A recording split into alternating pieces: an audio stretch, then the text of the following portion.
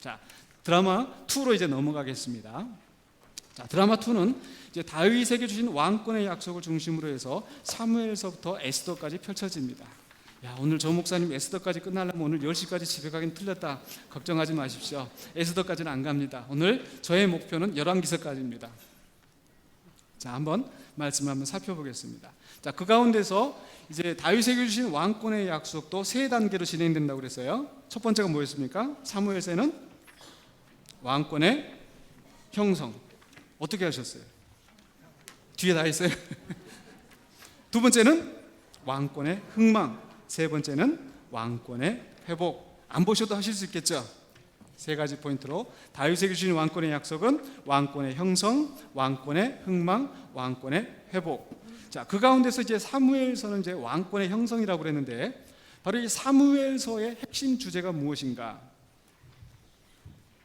그것을 알기 위해서는 역시 사무엘서에 나타난 이 단서를 볼 필요가 있습니다.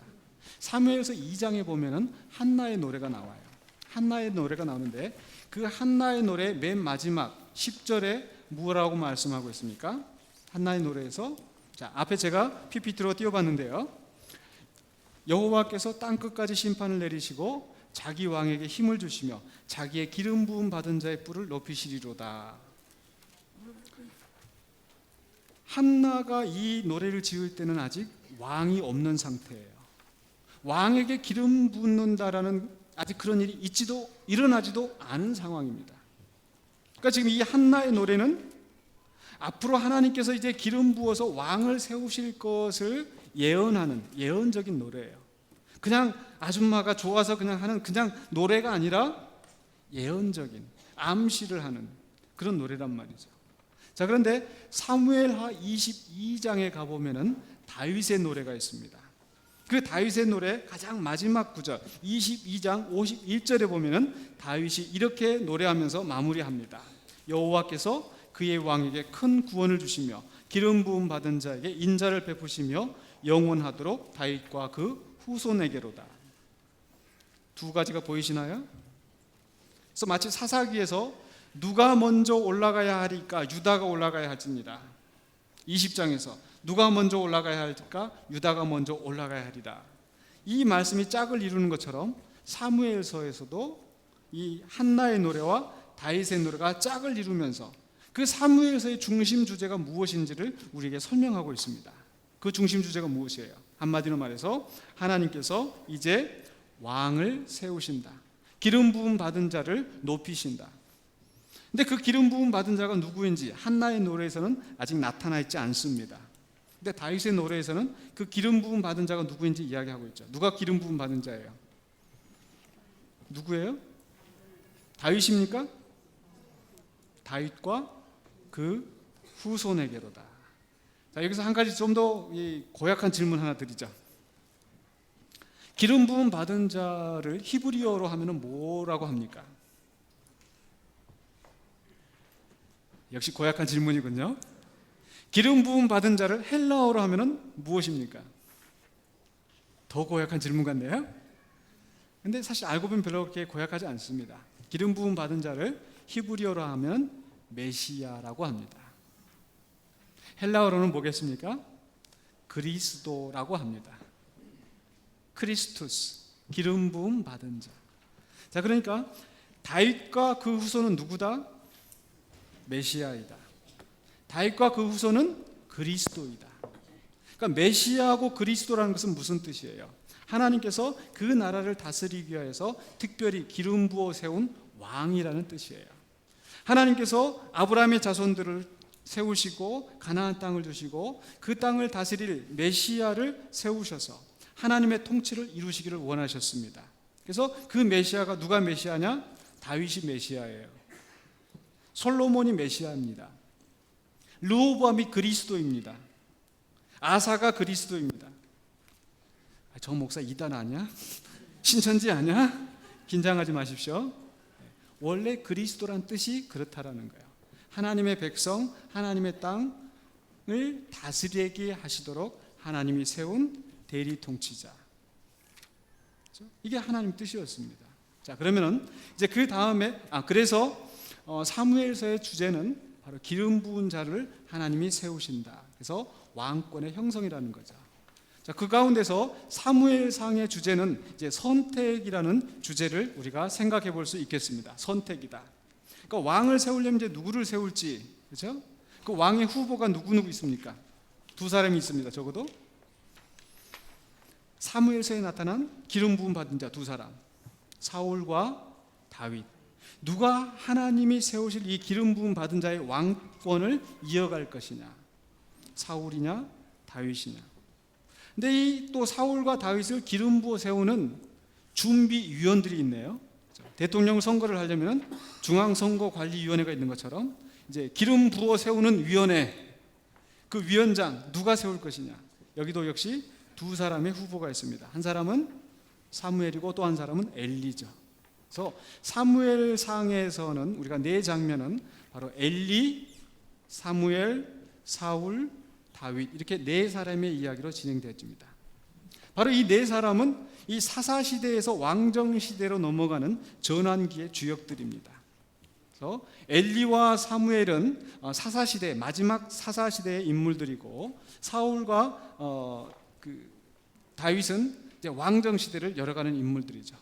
그런데 이들의 이 삶을 평가를 내려보자면은 엘리는 망한 사람, 사무엘은 높임을 받은 사람, 사울은 망한 사람, 다윗은 높임을 받은 사람. 주식시장 또 한번 얘기할까요? 자, 그런데 이러한 이 사무엘서의 전체 이야기는 바로 엘리가 망하고 사무엘이 등장을 하고, 그 사무엘이 사울을 기름 부어 세우는데 사울이 망하고 다윗이 다시 기름 부어 세워지고, 이게 사무엘상의 이야기라는 거죠. 근데 놀랍게도 한나의 노래 가운데서 그 단서가 나타나고 있습니다. 한나에서 노래에서 뭐라고 이야기합니까? 용사의 활은 꺾이고, 잘 나가던 용사가 망하게 되고요, 넘어진 자가 다시 일어나게 되고, 띠를 띠도다. 그래서 군장을 갖추고 다시 일어서는 모습. 너무 풍족한 자들은 품을 팔고 줄이던 자들은 줄이지 않냐. 이렇게 운명이 바꿔지는 것을 이야기하죠. 근데 그 다음에 계속해서 하는 이야기는 여호와께서 죽이기도 하시고 살리기도 하시며, 높이기도 하시고 낮추기도 하시고, 가난하기도 하시고 부하기도 하시고. 자, 그러니까 지금 이 한나의 노래가 이야기하고 있는 것은 바로 엘리가 망하고 사무엘이 등장하고 사울이 망하고 다윗이 등장한 것은 누가 하는 일이다? 하나님이 하시는 일이라는 거죠. 그러면 왜 하나님께서 어떤 사람은 이렇게 망하게 하시고 어떤 사람은 높이셨을까요?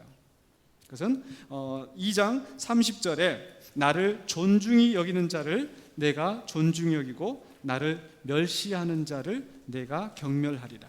여러분, 엘리는 하나님을 멸시했습니까? 존중했습니까? 멸시했죠. 어떻게 멸시했습니까? 그 아들들이 하나님의 재물들을, 하나님의 그 집에서 섬기는 자들을 희롱하고 하면서, 그런데 이 엘리는 그 자식들을 더 귀중하게 여겨서 그 자식들을 막지 않았어요. 그래서 하나님께서 엘리를 버리셨습니다. 그리고 하나님께서 하나님의 마음에 맞는 충실한 제사장 사무엘을 이렇게 세우셨습니다. 그리고 나서 이 사무엘을 통하여서 사울을 기름 부어 세우셨는데, 사울은 하나님을 멸시했습니까? 존중했습니까? 멸시했죠. 어떻게 멸시했어요? 하나님의 명령을 지키지 않음으로써. 그래서 하나님께서 하나님의 마음에 합한 자 다윗을 세우셨다라는 것이죠. 이게 사무엘상의 중요한 이야기들입니다. 자, 계속해서 엘리는 망하고 사무엘이 등장하고, 사무엘을 통해서 사울이 기름 부음 받았는데 사울은 버림받고 다윗이 또 기름 부음 받게 되었다. 사울을 대체하는 자로 기름 부음 받게 되었다. 여기까지가 사무엘상의 이야기입니다. 굉장히 빨리 끝났죠. 근데 여기서 끝나지 않고 조금 더 심도 있는 오늘 질문 중에서 가장 중요한 질문을 제가 하려고 합니다. 그 질문은 왕을 세우는 것이 과연 하나님의 뜻에 합당한가? 다른 질문들은 다 잊어버려도, 다른 질문에 대한 대답은 잊어버려도 오늘 이 질문을 꼭 기억하시기 바랍니다. 그리고 또 하나 중요한 질문인데 그건 조금 더 열왕기서에서 하도록 하겠습니다. 자, 여러분, 왕을 세우는 것이 하나님의 뜻일까요? 아닐까요? 아니에요? 이렇게 두 번 물어보니까 좀 이렇게 주춤하게 되시죠? 아니다. 굉장히 단호하고 자신 있게 말씀하시는데 그 이유가 무엇인지 조금 설명해 주실 수 있으시겠어요?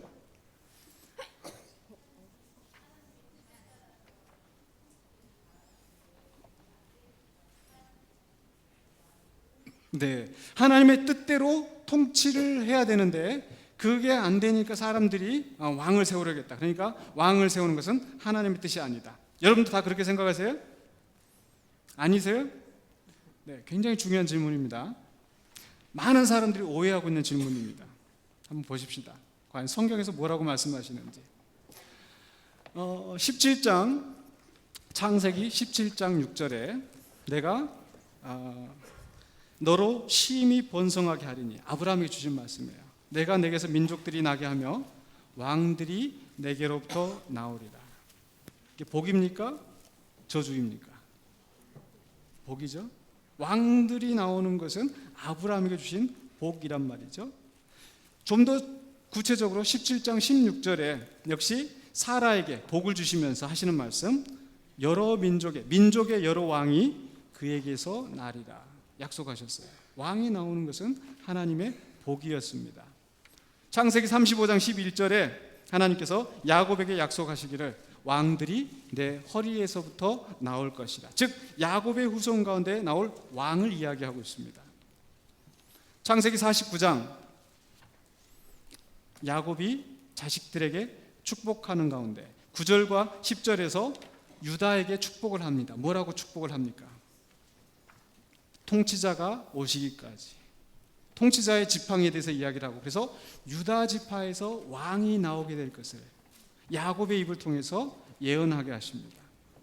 왕이 나오는 것은 하나님의 복이었습니다.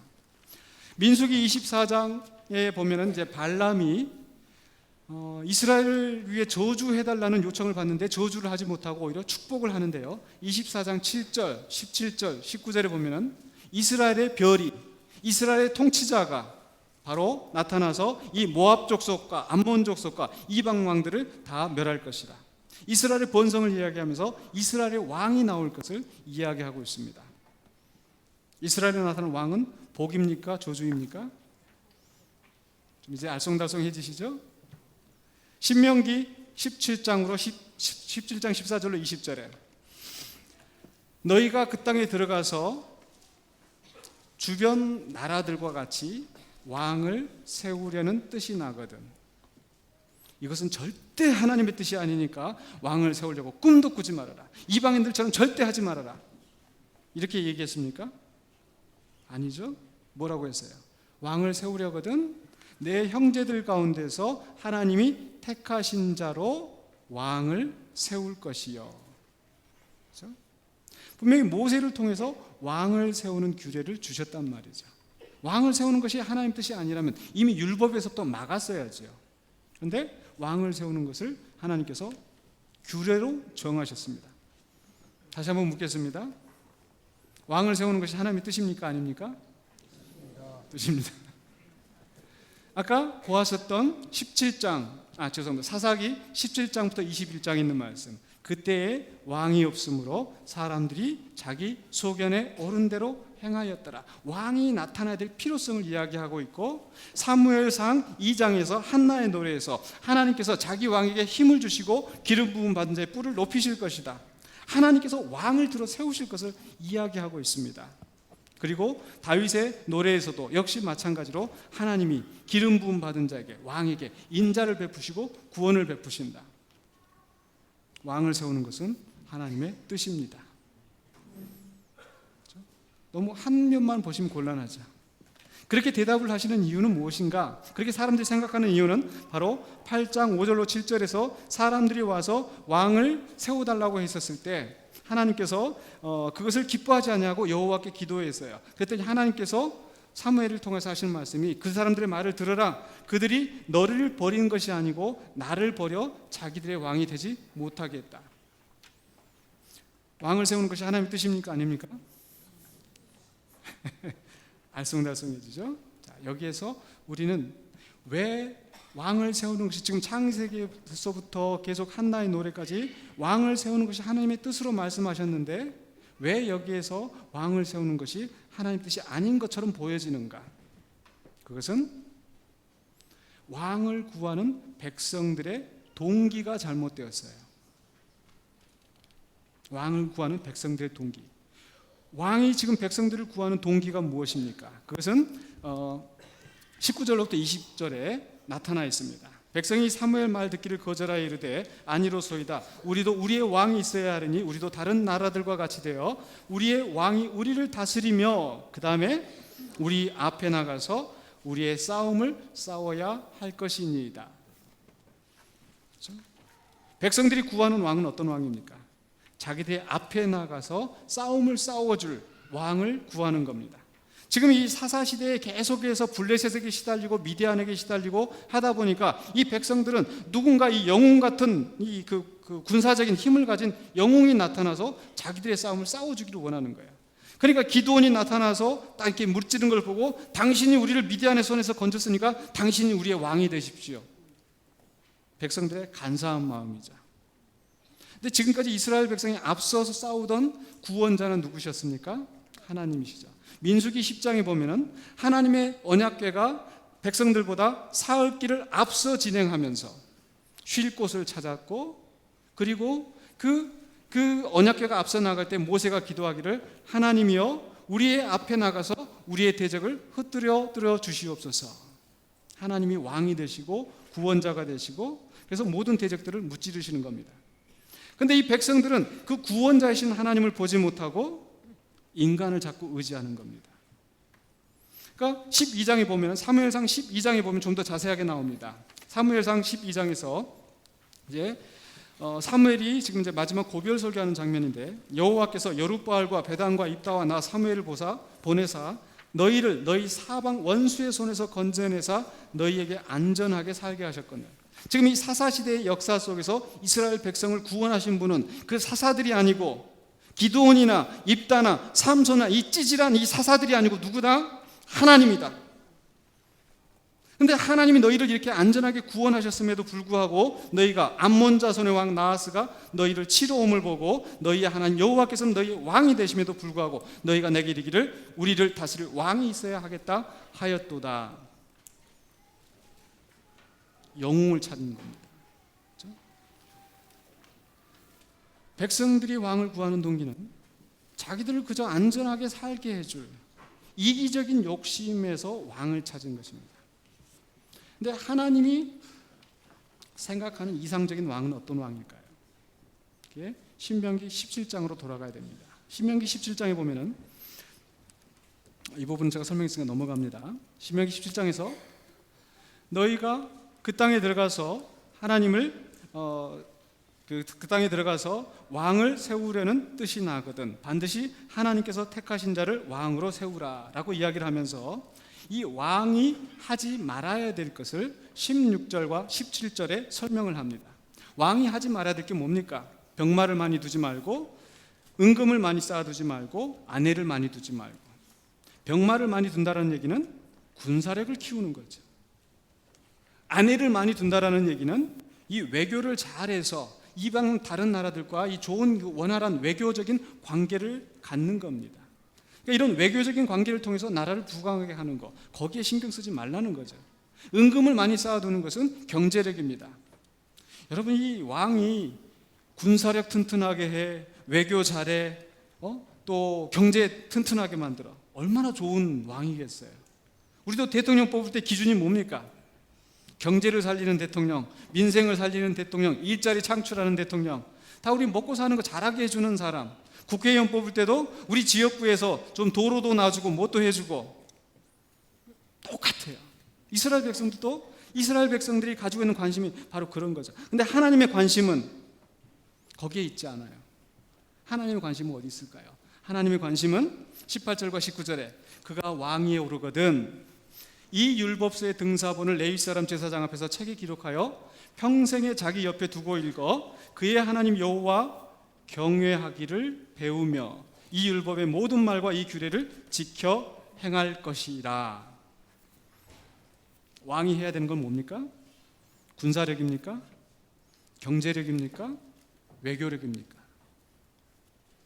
무엇입니까? 하나님의 말씀이죠. 우리는 지금 이 구약의 개관을 지금 쭉 하면서 이 성경의 개관을 하면서 하나님의 나라에 대해서 이야기를 하고 있습니다. 하나님의 나라는 하나님의 통치하심이 이루어지는 것. 하나님의 통치하심이 이루어진다는 것은 하나님의 말씀이 선포되어지고 그 말씀이 율법이 되고 그 말씀이 법이 되고 그 말씀대로 순종하는 것. 즉 그러니까 하나님께서 왕을 세우신 목적은, 하나님께서 원하시는 왕의 모습은 인간들이 생각하는 그런 영웅적인 왕이 아니라 하나님의 말씀대로 그 말씀이 그 땅에서 이루어지도록 실행하는 왕이라는 거죠. 즉 하나님의 대리 통치자를 이야기합니다. 그래서 이 왕의 가장 중요한 덕목은 하나님의 말씀에 순종하는 것이에요. 이해가 되셨습니까?